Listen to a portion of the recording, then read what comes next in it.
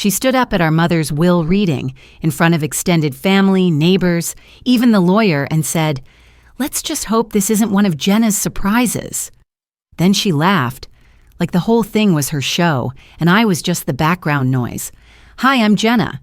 And what my sister didn't know that day was that our mother had rewritten everything. What came next?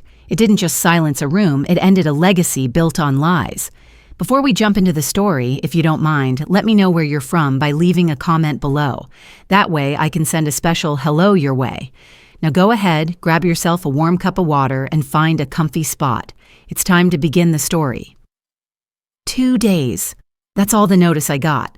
Not a phone call. Not even a text.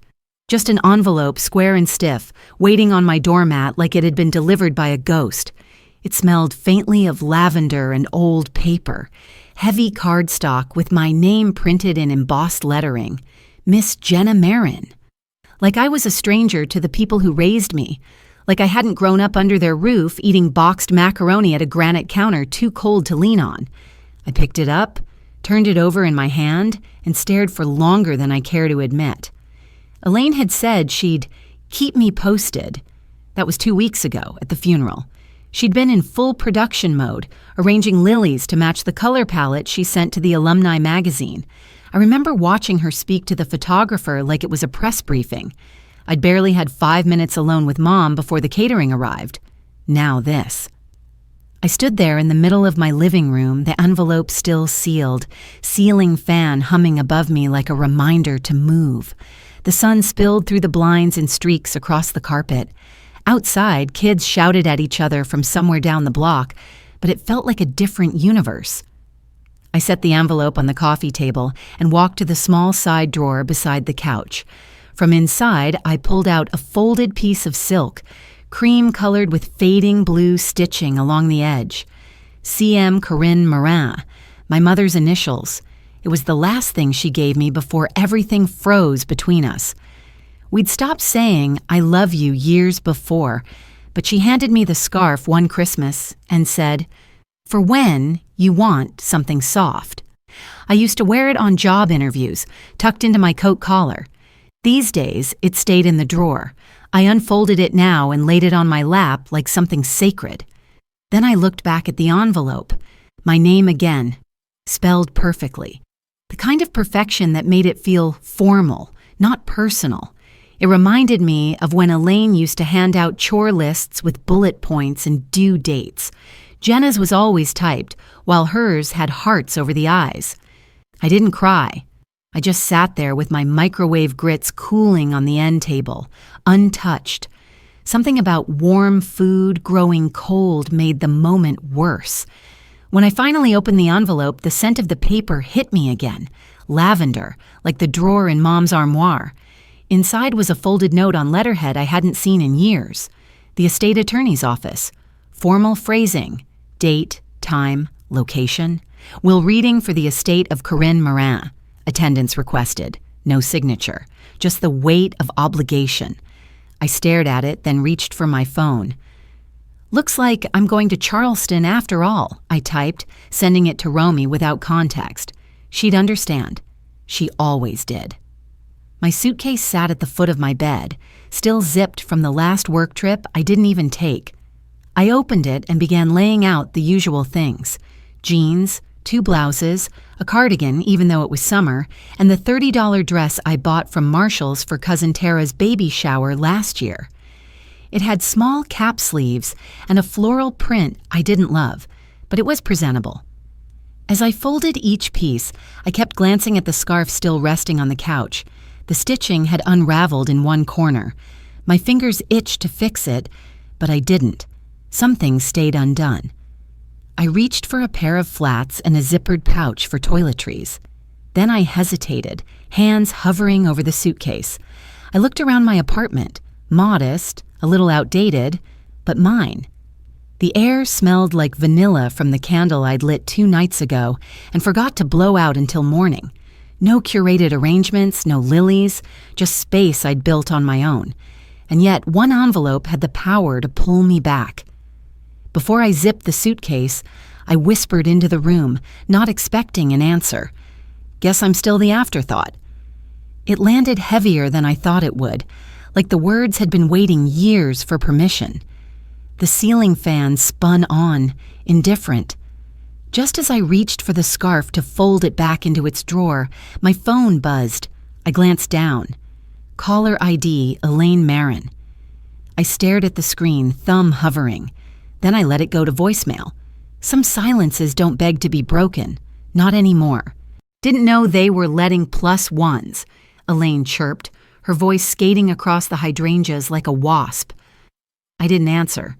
I'd barely made it 3 steps onto the stone patio when she spotted me, standing beneath the striped canopy like she owned the air itself. She always had a gift for timing her insults right between bites of polite food and sips of chilled drinks. One sentence, tossed like a stone, and the whole table froze. Not dramatically, just enough that I noticed the clink of spoons pausing mid-air. I held up the envelope. I was invited. She smiled, small, tight, and brittle. Well, that's new. 2 hours earlier, I had parked around back, like I always used to. Guests used the circular drive in front, but family, at least those of us who weren't favored, came in through the kitchen entrance. The gravel had crunched beneath my tires louder than I remembered. Or maybe it was just the weight of walking into a world I hadn't belonged to in years. The housekeeper opened the door. Same woman, same apron, same tightly pinned bun. "Oh," she said, blinking. "You came." It wasn't rude, but it wasn't warm. "I did," I replied simply, stepping inside. The air hit me first, cold from the central air, yet familiar. Lemon polish, lavender soap, and the faintest undertone of old wood, like memory trying to disguise itself as comfort. The house hadn't changed. Neither had the hallway rug I once tripped over the day I moved out. Back then, Mom had whispered, "You don't have to go far to disappear, you know." I didn't answer her then. I still don't know if I regret that. Now, her absence was everywhere. In the silence between clicks of heels on tile, in the unlit candles near the stairs, in the way no one said her name. Elaine's assistant intercepted me near the French doors. Tall, perfectly groomed, with that brand of crisp casual that screams East Coast Prep School. "I didn't realize you were attending," she said, eyes scanning me up and down. "I was invited," I repeated. I held up the envelope again, already regretting how much I'd needed to bring proof. She sniffed, clearly deciding I wasn't worth more words. "They're all out by the terrace. Garden attire." Of course. I followed the sound of low conversation and clinking glass until I stepped outside. The backyard was staged like a magazine spread. Striped umbrella canopies, crystal pitchers of iced tea and lemonade sweating into silver trays. White linen tablecloths fluttered just enough to be picturesque. The hydrangeas along the stone wall were in full, defiant bloom, their blue so vivid it felt personal. My flats crunched against the gravel. No one looked up at first, and I didn't rush. A few familiar faces gave hesitant smiles. Aunt Valerie rose from her seat to greet me with a light hug. Her arms trembled slightly, but her voice was steady. "Jenna, sweetheart, I'm glad you're here. Your mother would be too." "I hope so," I said, not trusting myself with more. I took the last seat at the end of the table. No one said anything about it. It was a seat just close enough to count, but far enough to exclude. My $30 floral dress felt even thinner beneath the summer breeze, especially beside designer fabrics and statement jewelry. My hair, pulled back in a loose twist, hadn't seen a salon in months, but I was here. That counted. Elaine waited until the table had quieted before standing. "Well, look who showed up," she said, raising her glass slightly. "Didn't know we were doing walk-ins." A couple polite laughs scattered around the table, soft, nervous, like people unsure whether to lean into the cruelty or pretend they hadn't heard it. Brent, her husband, shifted but didn't look up. His entire presence had always reminded me of hotel wallpaper. Technically present, mostly forgettable. I kept my gaze forward. I had learned years ago that Elaine fed on reactions. Deny her the satisfaction, and the performance dried up. I unfolded my napkin slowly and placed it on my lap. Then I saw it, subtle, smooth, but unmistakable. Elaine reached into her designer tote, withdrew a folded piece of paper and passed it under the table to the man seated beside her, Uncle Robert. The gesture was practiced, fluid, like something they'd rehearsed. My stomach tightened, but my face stayed still. Mr. Carter, the estate attorney, emerged from the house with a leather briefcase in hand. He walked with the kind of calm you only develop after decades of probate law and Southern manners. He gave a short nod to the table. "Thank you all for coming," he began. "I know this is a difficult time, and I'll try to be brief." Elaine placed a hand lightly on his sleeve, smile perfectly composed. "Let's hope there aren't any surprises today." A silence settled across the table like fog. He cleared his throat, unfastened the briefcase, and pulled out a manila folder. "We are here to execute the final will and testament of Mrs. Corinne Marine," he said. "This document was updated, notarized, and witnessed in June of this year." I noticed a tightening around Elaine's jaw. Aunt Valerie folded her hands more tightly in her lap. Mr. Carter continued, "The contents have been reviewed and confirmed as valid. As such, I'll begin reading aloud." The pages made a soft rustling as he turned them. I could hear my own heartbeat louder than the breeze. The entirety of the Marine estate, comprising the property, financial accounts, and personal belongings, is hereby left to Miss Jenna Marin. A single glass shattered behind me. Someone had dropped it, maybe one of the cousins. No one rushed to clean it. For a moment, no one moved. Then came the inhale, sharp, collective, like the table itself had gasped. I didn't move. I didn't blink. My hands stayed still, folded over my napkin. Elaine didn't speak right away, but when she did, her voice dropped, like she had to reach for it from somewhere deeper. "What?" I still didn't answer. I just kept my eyes on the center of the table, the silver tray of tea cookies, untouched between us. Then I folded the napkin in my lap, once, then again, pressing each crease with calm fingers. "She didn't even cry at the funeral," Elaine snapped, loud enough to pierce the still air. "She manipulated Mom when she was weak." No one moved. The room, once filled with soft murmurs and clinks of crystal, had grown dense and brittle. Afternoon light spilled across the polished wood floors of the sunroom, highlighting dust motes in the air, like even they had been startled into stillness. I didn't flinch. Not because her words didn't sting, but because I knew how this game was played. If I gave her one tear, one shudder of breath, she'd twist it into proof. Mr. Carter, seated at the end of the table, adjusted his glasses but didn't look up.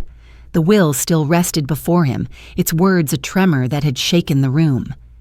"She guilted Mom into this," Elaine went on, voice sharper now, less performative.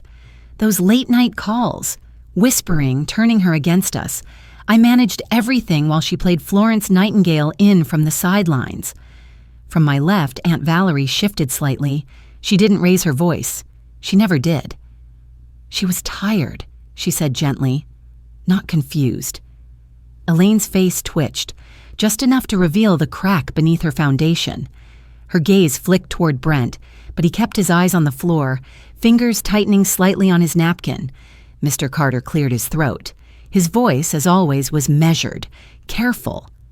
"There is an additional clause," he said, lifting the next page of the will. "Miss Jenna Marin is to retain full rights to the estate, contingent upon her occupying and maintaining the family residence for a period of no less than 12 months. During that time, no sale, redevelopment, or transfer may occur." The silence that followed wasn't shocked. It was surgical. Precise. Elaine's expression changed from disbelief to disbelief with edge. "And me?" she asked, too softly. Mr. Carter didn't hesitate. "You are expressly barred from initiating or participating in any structural, financial, or transactional changes concerning the estate during that period." Elaine stood so quickly her chair let out a sharp scrape. That's not what she wanted. Mr. Carter reached into his briefcase and removed a smaller envelope, cream paper, a single line of handwriting on the front. He turned toward me. "Your mother left this for you." I reached for it with both hands. It felt heavier than it should have. Not the weight of pages, just meaning. I opened the flap slowly, careful not to tear it. Inside, a single sheet of paper, folded in thirds. My name was at the top in Mom's handwriting, loopy and a little shaky, but unmistakably hers. I unfolded it, the sound of paper breaking the hush like a breath in winter. The scarf on my lap shifted as I adjusted my posture, fingers brushing the faded embroidery. The letter wasn't long, but the first line stopped everything inside me.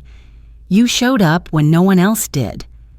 My voice came out softer than I expected, but clear. I kept reading.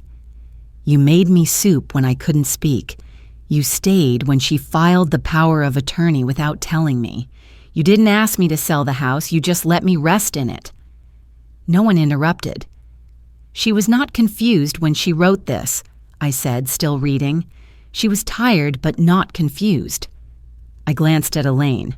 Her hands were rigid at her sides. I continued.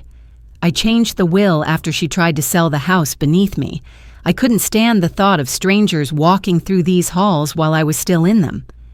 I paused, looked at the room, at the flowers she once picked from the yard, at the magnolias outside the windows swaying gently, unseen but present.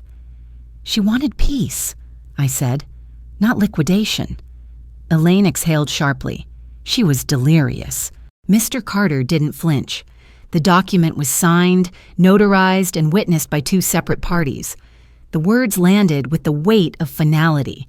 Not theatrical, not cruel, just firm. Elaine's mouth opened, but nothing came out. She glanced around the room, searching, maybe for someone to jump in, to agree, to save her from the shift that was already happening. No one moved. Aunt Valerie reached over and lightly touched the edge of the tablecloth. A small, silent gesture. Steady. Brent cleared his throat but stayed quiet. His eyes never met mine. I looked down and folded the letter slowly, each crease deliberate. The scarf curled in my lap, soft and familiar, like a closing flower. I smoothed its edge with one thumb and set the letter on top. The air had changed. So had I. It wasn't grief or guilt that showed up in my mailbox. It was a manila envelope, thick, bent at one corner, and stamped with the kind of return address that makes your stomach drop before you even touch it. My name was typed across the front. No greeting, no sentiment. Just a name, flat, cold, like a threat. I took it inside and set it on the kitchen counter, letting the cold from the January air cling to my fingers a little longer. The apartment felt smaller than usual, like the walls had quietly crept inward overnight. Or maybe that's just what happens when the past shows up uninvited again. The envelope sat there while I peeled off my coat and switched on the kettle. Only when the hiss of heating water filled the room did I finally break the seal. Inside was the summons. Elaine had filed to contest the will, citing undue influence. The phrase was dressed up in legal niceties, but I knew exactly what it meant. She was accusing me of manipulating a dying woman into rewriting her estate. She'd gone straight for the jugular and cloaked it in legalese. I let the pages fall across the table one by one. No, I thought. Not this time. I crossed the room and knelt beside the old oak file cabinet tucked under my bookshelf. It had belonged to Mom before it belonged to me. She'd helped me refinish it back in grad school, sanding it down in the driveway one summer weekend when we still talked without effort. I'd nearly gotten rid of it a dozen times since, but something always stopped me. The bottom drawer stuck a little. Humidity, maybe. Or ghosts. I tugged harder until it gave with a soft grunt. Inside, wedged between old tax returns and expired warranties, was the red folder. Supplement Addendum 3. Mom's handwriting curled across the label, loopy, fading, but deliberate. My breath caught. I reached in slowly, careful not to smudge the ink. I carried it to the kitchen table, cleared away the unopened mail and coffee rings, and laid the folder flat. Then I flipped it open. There they were. Notarized documents dated the final month of her hospice care, addendums to the will, letters to the estate attorney, copies of bank statements, highlighted, Elaine's name listed on withdrawal after withdrawal, spa packages, jewelry, a hefty down payment on a vehicle that never showed up in the family records. There were emails, too. Mom had forwarded them to herself, then printed them, just in case. One message was scrawled with a note in the margin. "Odell, don't delete these. Just in case I forget later. You'll know." I did. I sat back in the chair, the weight of the folder stretching across me like an anchor and a life raft at once. My phone buzzed. "Romy, still coming by tonight? I've got cider and gossip." I smiled in spite of everything. Me, "Yes.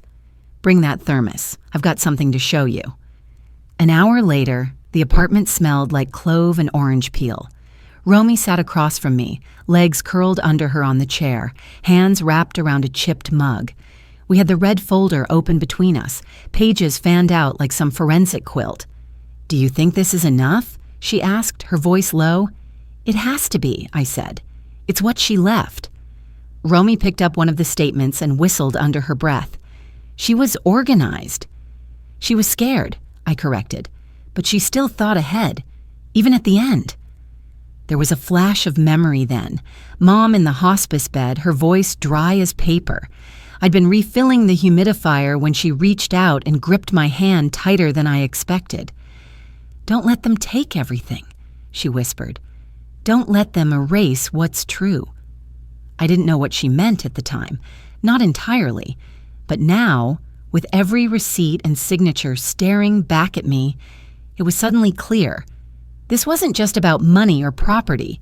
It was about memory, about truth, and who got to shape it.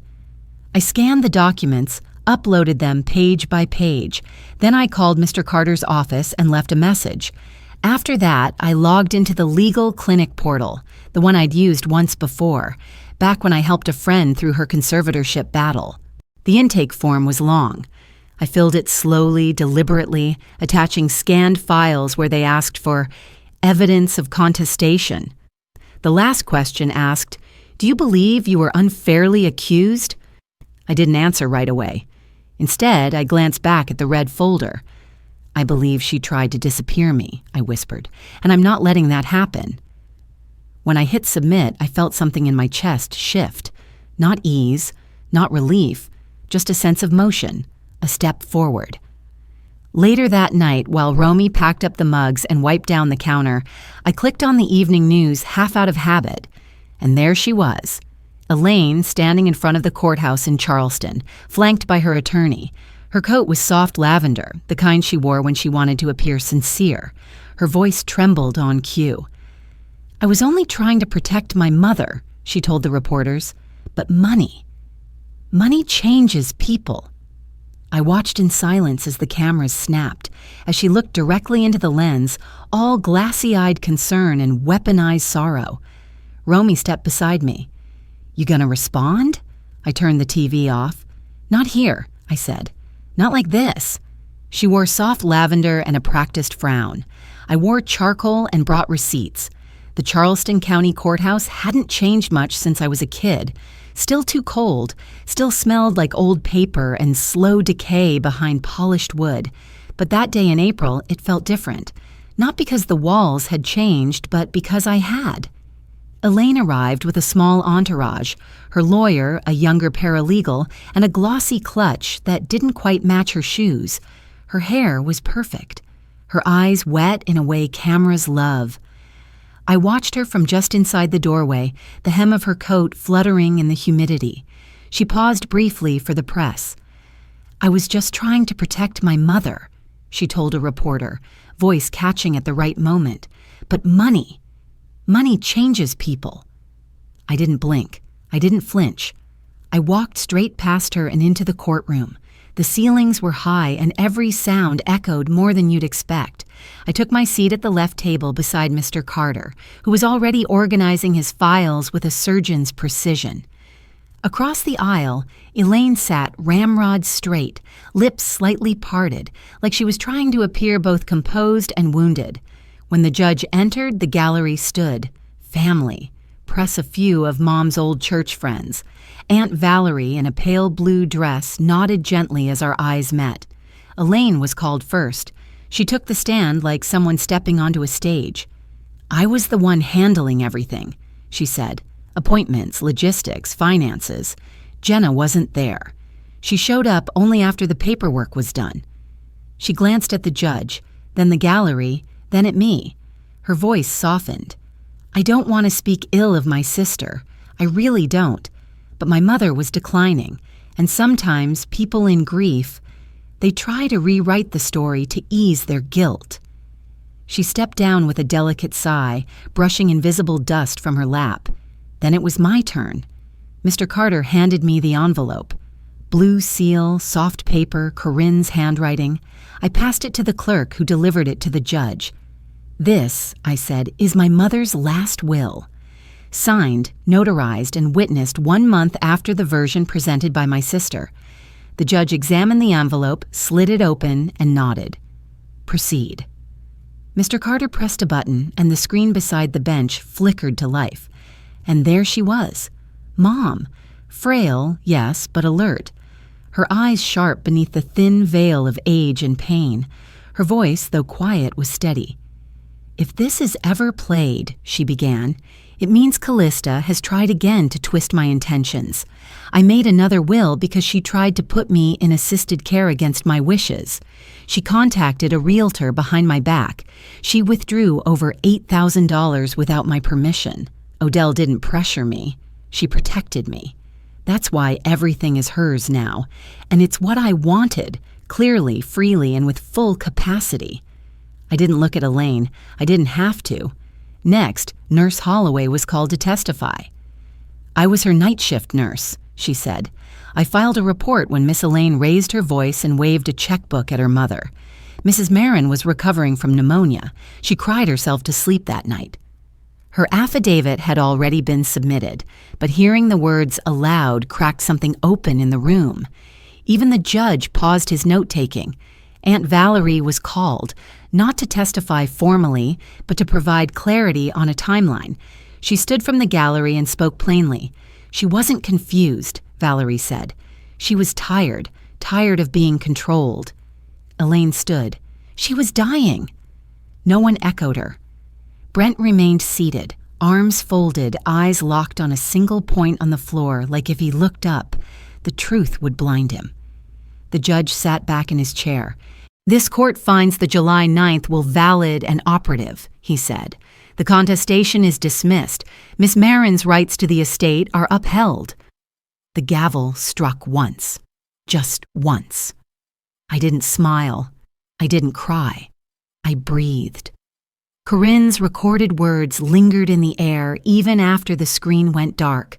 They had cut through decades of manipulation in a few quiet breaths. The courtroom slowly emptied. Some reporters drifted toward Elaine, but her silence was brittle now, cracked in places. She didn't look at me as I passed her, not once. Outside, the sun had shifted lower. I stepped onto the courthouse steps as the light caught the top of the wrought iron gate. For a moment, a memory flickered behind my eyes. The porch light at home, always left on even when no one was expected. As a kid, I used to think it meant she was waiting for me, that maybe one day she'd ask me to stay. But as I stood in the light of that April afternoon, I realized something simple and whole. I wasn't waiting to be invited in anymore. The wind chimes clinked like whispered apologies I didn't need anymore.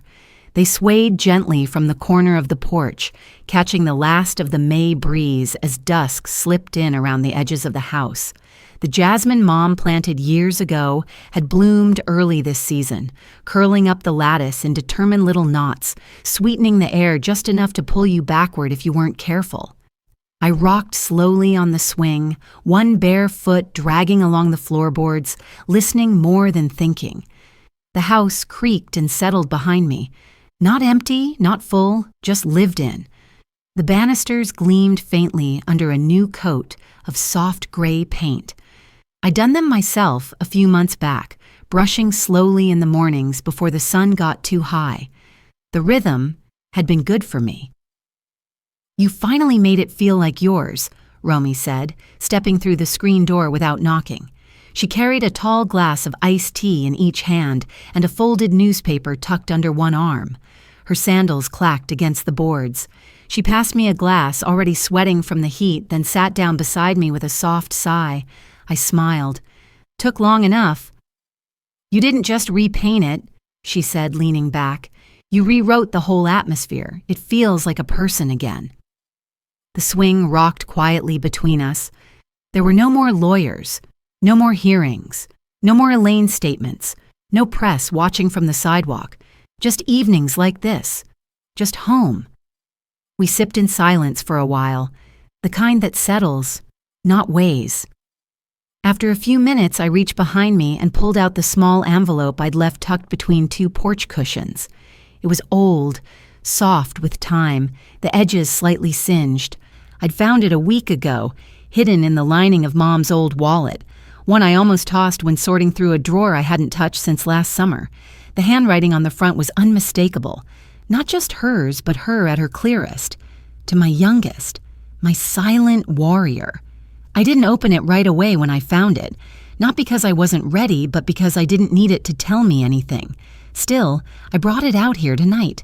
Something about the light, the air, the way the house no longer held its breath. It felt right. Romy glanced over but didn't say a word. She just took another sip of tea and watched the shadows gather near the hydrangeas. I unfolded the letter gently, letting it rest on my lap like something sacred but not fragile. "You always were the strongest," it began, "even when they pretended not to see. I hope one day you realize you didn't need their praise to matter." The ink had faded in spots, but the words still pressed forward. "Some truths aren't spoken, they're lived, and you lived it right. You showed up when I couldn't ask. You stayed when no one else did. That was enough." I closed the letter slowly and let it rest on the swing beside me. The scarf sat there too, folded neatly, its stitching frayed but intact. I reached for it, brushed my fingers along the faded blue initials, then stopped. Instead of tucking it away like I always did, I left it in the patch of sunlight still reaching the swing's edge. The silence didn't hurt anymore. It wasn't heavy or bitter. It just was. Birthday candles I used to light myself, the Christmas mornings I spent alone, the calls that didn't come. All of it was part of the story. But it wasn't the whole of me. Romy refilled my tea and didn't say anything when the screen door creaked behind her. Just a small glance before disappearing into the kitchen. I sat back. Some people wait their whole lives for someone to open the door, to say the words that finally make them feel seen. But sometimes, the most generous kind of peace is realizing you don't need that anymore. You can make the space yourself, paint the walls, hang the chimes, breathe. The porch light flicked on automatically just after sunset. It cast a soft circle of yellow on the steps and the newly potted herbs I'd picked up from the farmer's market last Saturday. I didn't look toward the door. I was already home. There's a quiet kind of healing that comes when the porch light turns on and you're no longer waiting for someone to invite you in. That final evening, with jasmine in the air and Romy beside me, I realized I wasn't carrying pain anymore. Just memory and the peace of finally belonging to myself. Sometimes, family doesn't look like forgiveness from the ones who hurt us. It looks like reclaiming our place without needing permission. When we choose to live our truth gently but firmly, we break patterns without breaking ourselves. As my mother once wrote, "You already belonged," and that, in the end, was enough. If this story touched something in you, I'd be honored to hear your thoughts. Whether it reminded you of a silence you've lived through or a light you finally found, feel free to share. You're not alone in the quiet.